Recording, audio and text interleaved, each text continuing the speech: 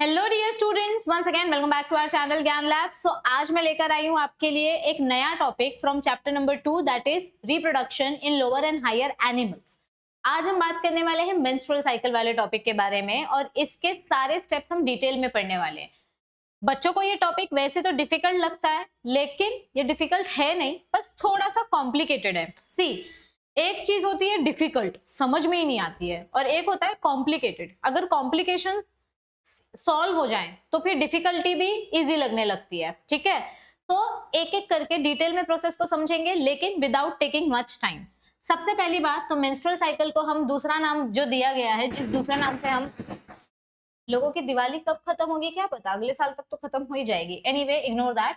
तो menstrual cycle का जो दूसरा नाम है that is ovarian cycle. Menstrual cycle के कैरेक्टरिस्टिक जो फीचर है ये हमें देखने मिलता है प्राइमेट्स में और ह्यूमन में। It involves a series of cyclic changes. Basically menstrual cycle को साइक्लिक पाथवे क्यों बोला गया है, क्योंकि यहाँ पर अलग अलग फेजेस हमको देखने मिलते हैं और घूम फिर के ये फेज वापस से रीस्टार्ट हो जाता है, तो ये एक साइक्लिक फेज है। ठीक है, तो menstrual cycle shows cyclic changes in the ovary and the female reproductive tract, especially in the uterus.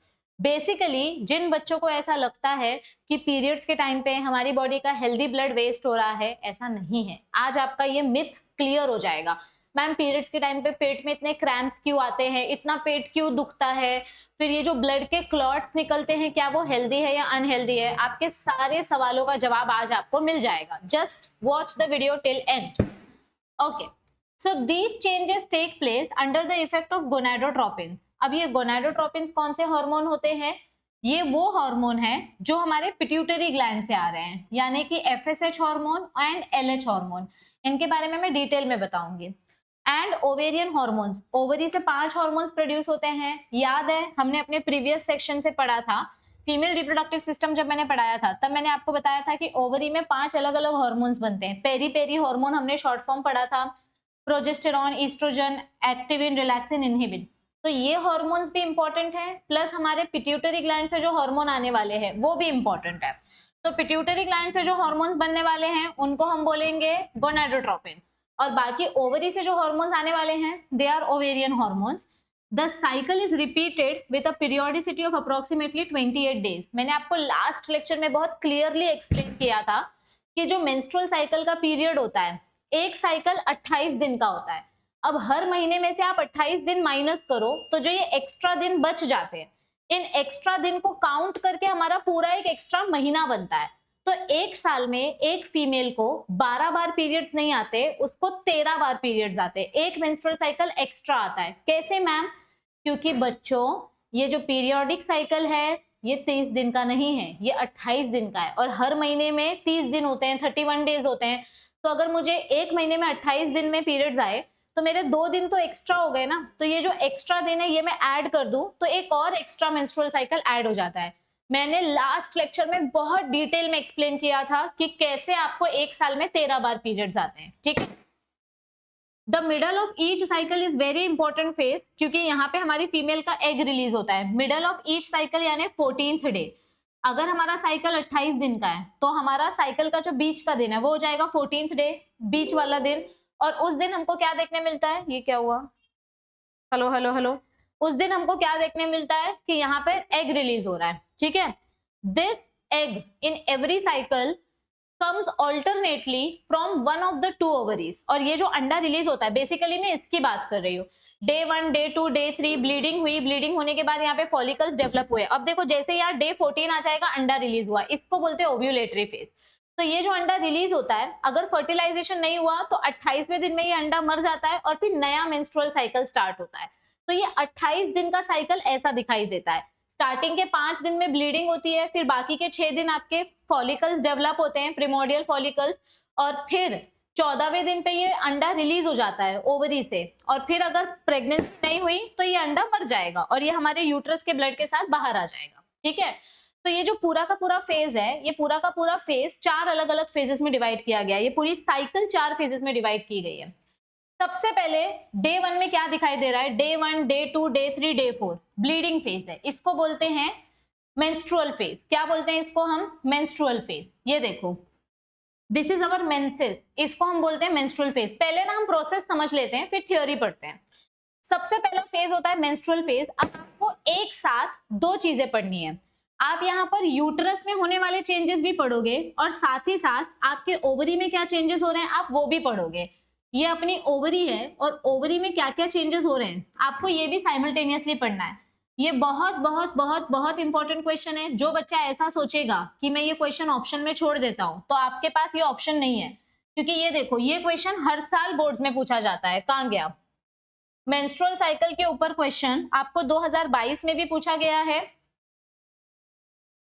2023 में नहीं पूछा गया, लेकिन 2024 में आई गेस पूछा गया है। नहीं पूछा 2024 में मेंस्ट्रुअल साइकिल से रिलेटेड।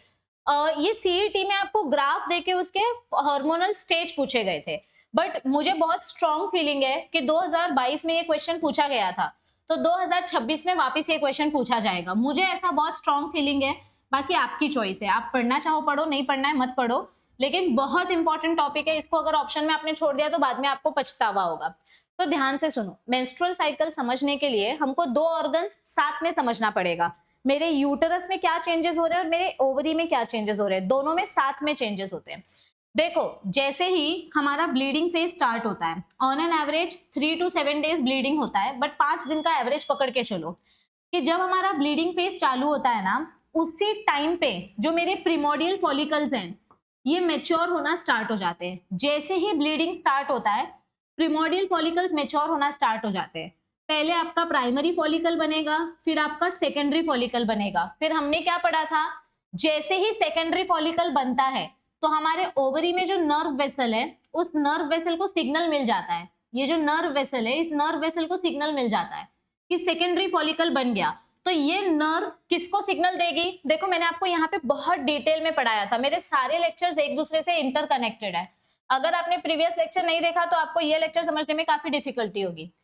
अपना जब सेकेंडरी फॉलिकल बनता है तो सेकेंडरी फॉलिकल किसको सिग्नल भेजता है? सेकेंडरी फॉलिकल सिग्नल भेजता है, ये जो नर्व है ये नर्व सिग्नल भेजती है पिट्यूटरी ग्लैंड को, और फिर पिट्यूटरी ग्लैंड क्या हार्मोन बनाता है? एफएसएच हार्मोन बनाता है, और ये एफएसएच हार्मोन वापस से सिग्नल देता है ओवरी को, और फिर ओवरी में क्या बनना स्टार्ट हो जाता है? ईस्ट्रोजन हार्मोन बनना स्टार्ट हो जाता है। जितना ज्यादा ईस्ट्रोजन बनेगा हमारा फॉलिकल उतना ज्यादा डेवलप होगा, मतलब लेयर्स डेवलप होंगी। ईस्ट्रोजन का काम होता है फॉलिकल्स ऐड करना, यानी फॉलिकल वर्ड का मतलब होता है लेयर ऐड करना। और ये फॉलिकल वर्ड कहां से आया है? इधर से, FSH, फॉलिकल स्टिमुलेटिंग हार्मोन। मतलब इस हार्मोन की वजह से ईस्ट्रोजन बनेगा, FSH की वजह से ईस्ट्रोजन बनेगा, और ईस्ट्रोजन की वजह से लेयर ऐड होगी। तो ये सब कब हो रहा है? जब ब्लीडिंग स्टार्ट होती है। जब आपको पीरियड्स होना स्टार्ट होते हैं तो आपके यूटरस में से तो ब्लड बाहर जा रहा है, लेकिन यूटरस में से जब ब्लड बाहर जा रहा है तो साइड में ओवरी में फॉलिकल डेवलपमेंट स्टार्ट हो गया है। जैसे ही प्राइमरी फॉलिकल बना, सेकेंडरी फॉलिकल बना, एफएसएच हार्मोन के पास सिग्नल गया पिट्यूटरी ग्लैंड के पास, और पिट्यूटरी ग्लैंड ने एफएसएच बनाना स्टार्ट किया। अब ये एफएसएच क्या बनाना स्टार्ट करता है? ये एफएसएच हार्मोन ईस्ट्रोजन बनाना स्टार्ट करता है। देखो कनेक्शन समझो, कनेक्शन समझो। ये सारे चेंजेस ओवरी में हो रहे हैं और ये ओवरी के हॉर्मोन्स हैं। तो एफएसएच हार्मोन ओवरी को सिग्नल करता है और ओवरी ईस्ट्रोजन बनाना चालू करती है। जब ईस्ट्रोजन बनना चालू होता है तब आपका एक्स्ट्रा लेयर ऐड होना चालू होता है। आपको टर्शरी फॉलिकल देखने मिलेगा, आपको ग्राफियन फॉलिकल देखने मिलेगा, मतलब फॉलिकल्स का मैचुरेशन होगा।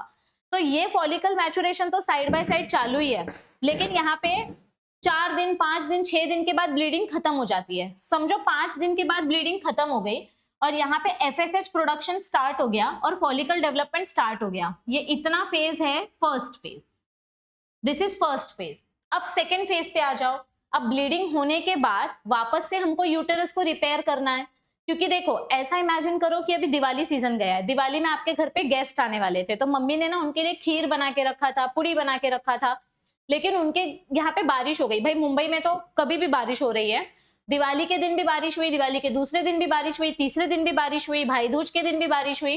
तो समझो कि बारिश की वजह से आपके गेस्ट आपके घर पे नहीं आ पाए, तो अब मम्मी ने जो खाना बनाया था वो खाना वेस्ट हो जाएगा, खराब हो जाएगा। और मम्मी ने बहुत सारा खाना बनाया था, मम्मी ने आजू बाजू वालों को दे दिया खाना, लेकिन अब बाजू वाले लोग बोल रहे हैं कि अरे हमारे घर पे भी ऑलरेडी मेहमान का खाना है, हम आपसे खाना नहीं ले सकते।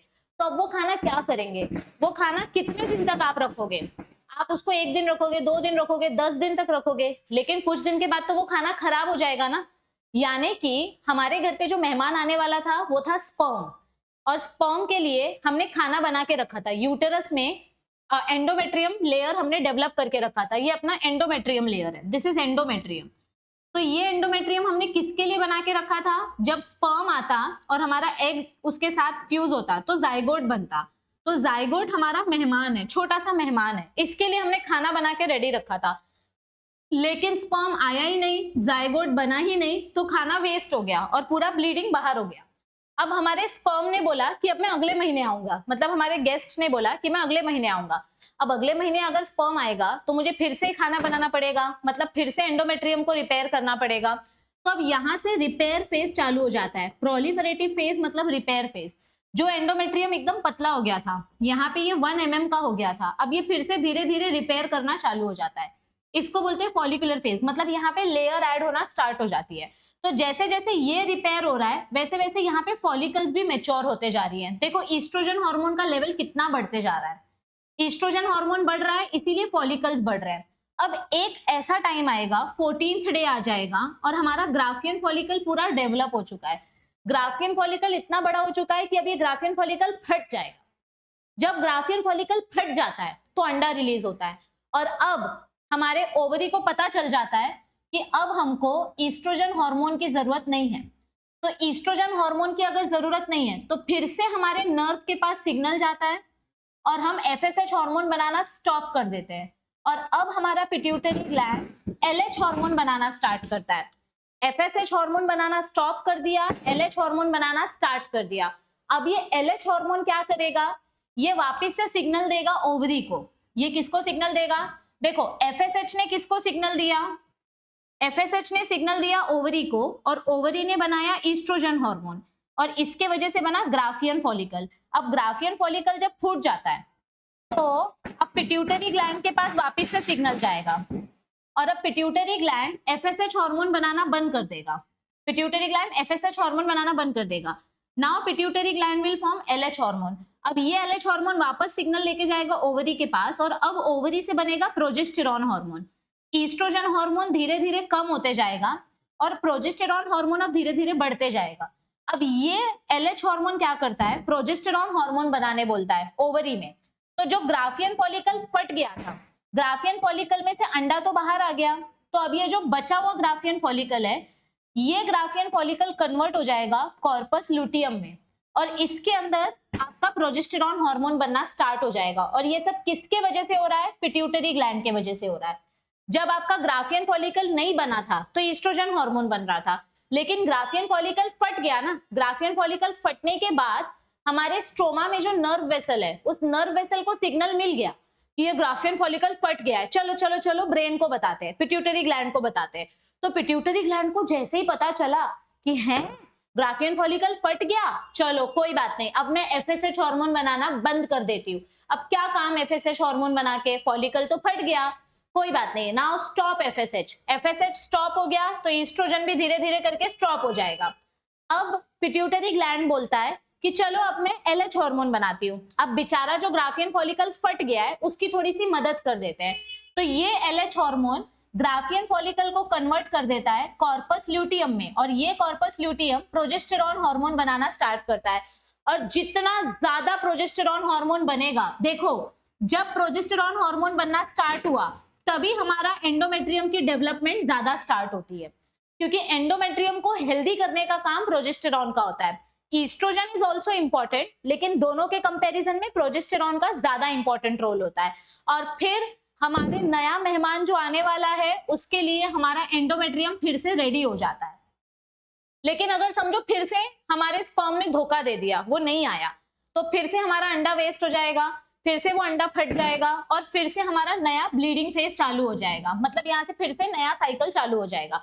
आई होप ये समझ में आया है आपको। स्टोरी थियोरी के साथ कनेक्ट करते हैं तो और अच्छे से समझ में आएगा।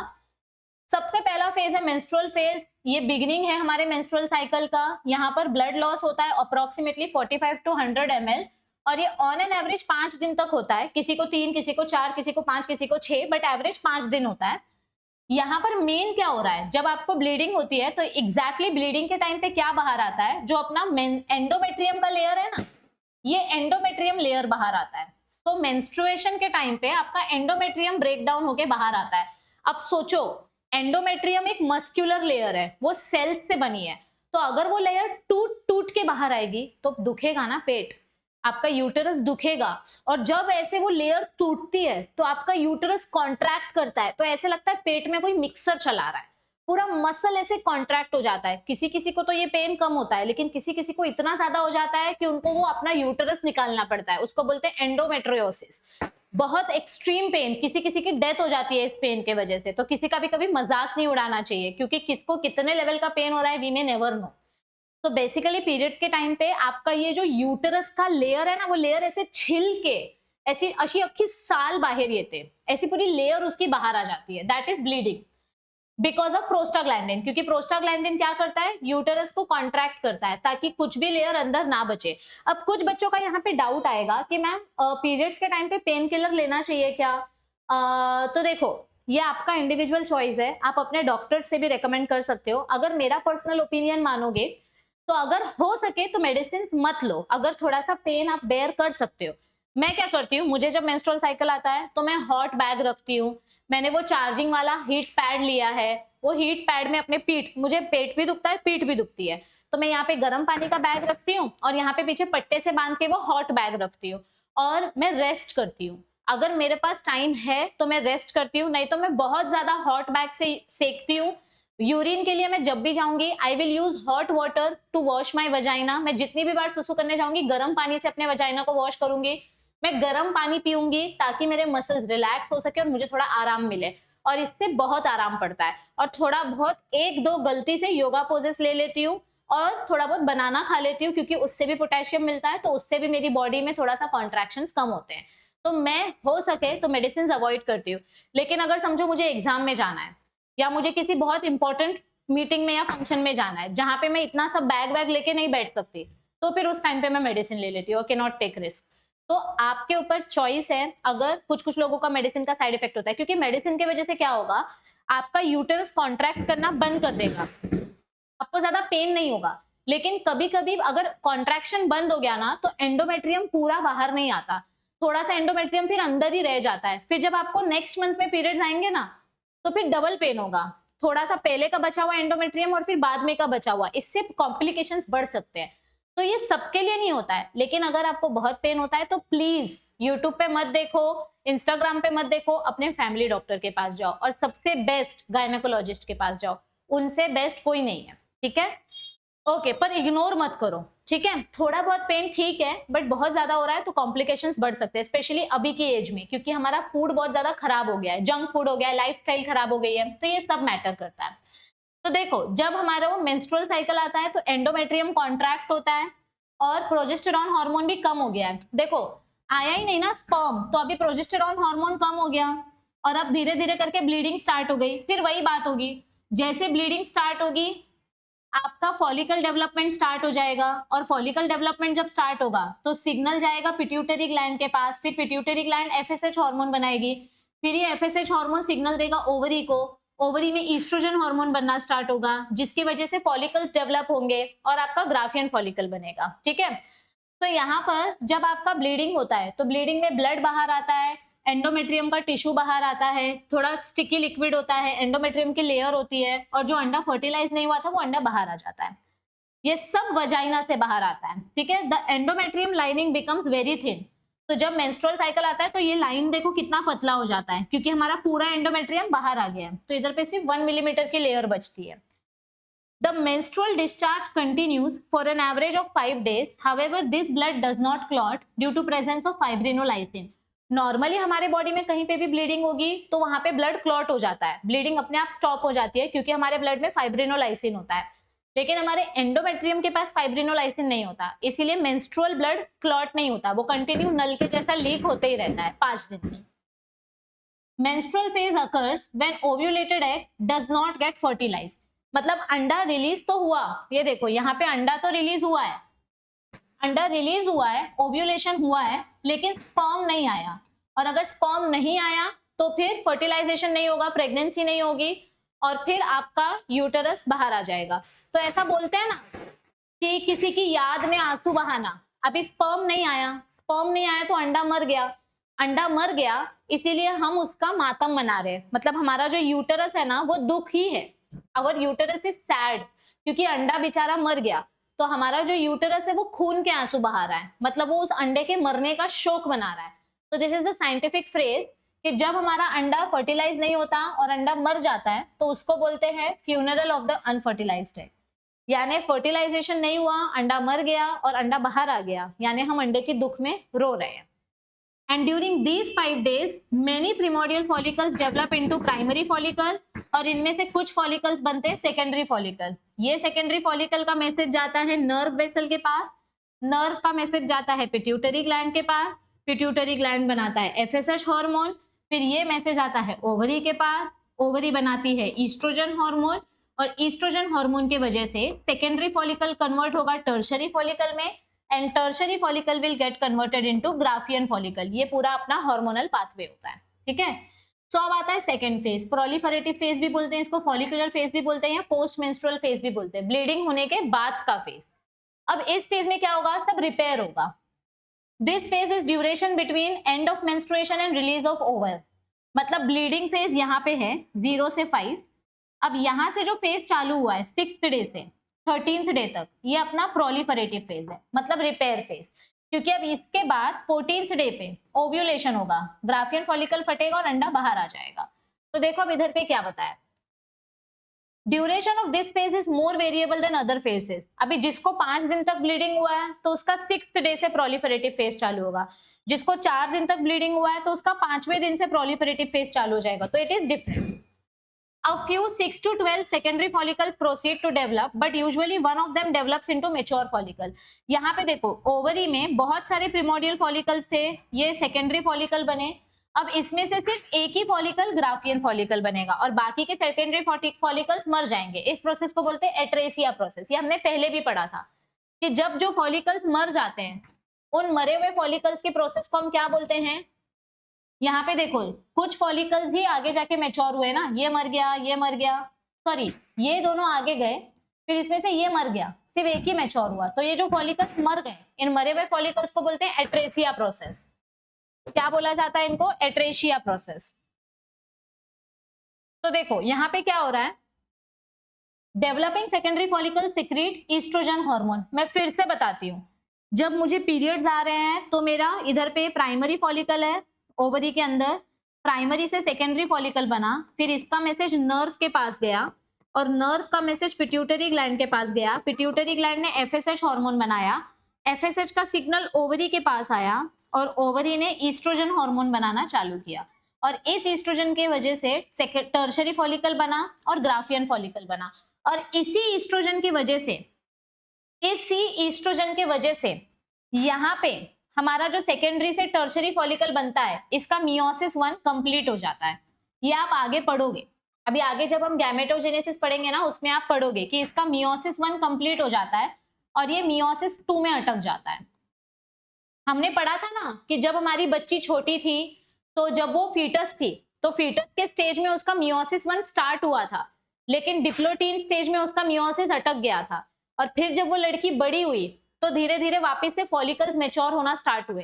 तो जब लड़की को पीरियड्स आना स्टार्ट होते हैं तो एवरी मंथ जब उसका सेकेंडरी फॉलिकल से टर्शरी फॉलिकल बनता है तो ईस्ट्रोजन हार्मोन की मदद से उसका मियोसिस 1 कंप्लीट होता है, लेकिन मियोसिस 2 में वो फिर से अटक जाती है। तो ये हम गैमेटोजेनेसिस टॉपिक में डिटेल में पढ़ेंगे। अब यहाँ पे देखो, तो यहाँ सेकेंडरी फॉलिकल की वजह से ईस्ट्रोजन बन रहा है और ये सब किसकी वजह से हो रहा है, FSH हार्मोन की वजह से हो रहा है। मैम GnRH मतलब क्या होता है, गोनेडोट्रोपिन रिलीजिंग हार्मोन। ये सब ब्रेन से आता है। गोनेडोट्रोपिन रिलीजिंग हार्मोन मतलब FSH and LH।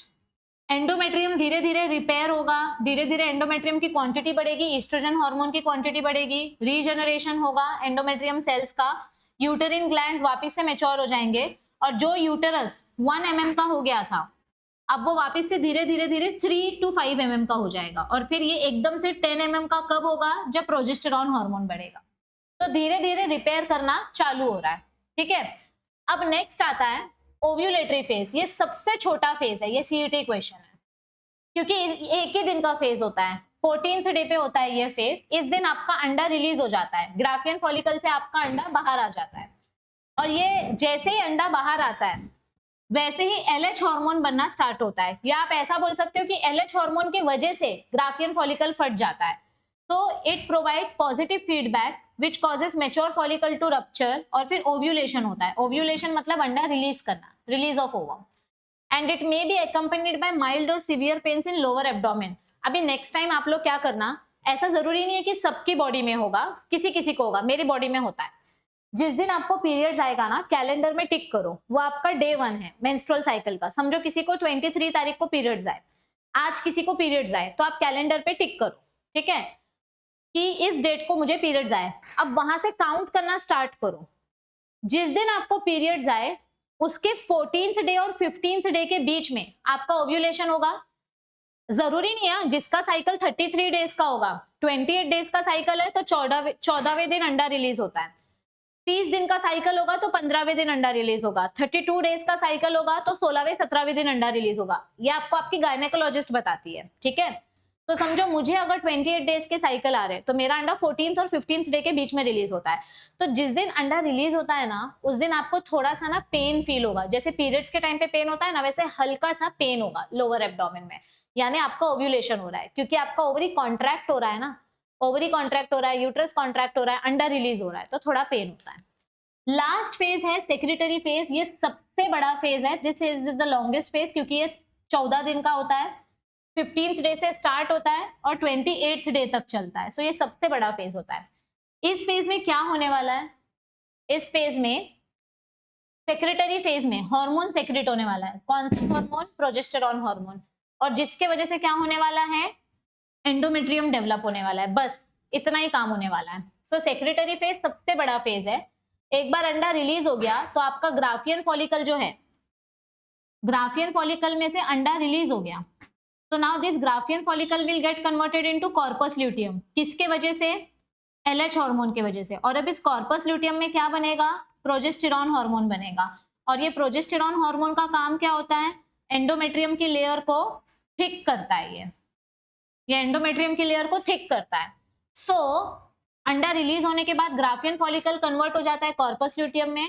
Corpus luteum progesterone hormone banana start करता है, थोड़ा थोड़ा ईस्ट्रोजन हार्मोन बनाना स्टार्ट करता है। अब ये जो अंडा रिलीज हुआ है इसका लाइफ टाइम सिर्फ 24 आवर्स का होता है। 24 आवर्स के बाद ये अंडा मर जाएगा, और फर्टिलाइजेशन करना है तो आपको 24 आवर्स के अंदर ही फर्टिलाइजेशन करना पड़ेगा। लेकिन समझो अगर फर्टिलाइजेशन नहीं हुआ तो ये जो कॉर्पस ल्यूटियम है ये 14 दिन तक प्रोजेस्टेरॉन हार्मोन बनाता है।